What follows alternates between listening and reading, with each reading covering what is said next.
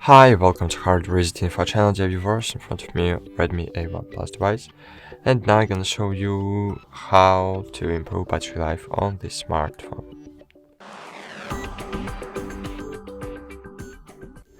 So, to do it, firstly you need to open control panel, then find here all unnecessary features you need to disable. So, for example, if you don't need mobile data right now because you are using Wi-Fi, disable mobile data.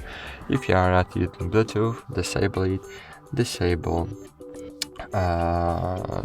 nearby share, hotspot, NFC, disable location services, and then enable battery saver mode.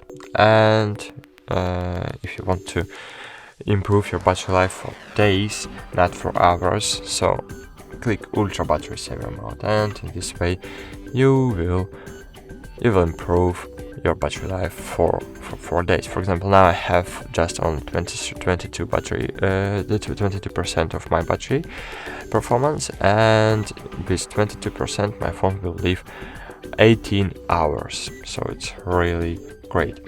So that's it. Thanks for watching. Like this video, subscribe to our channel, and bye. See you.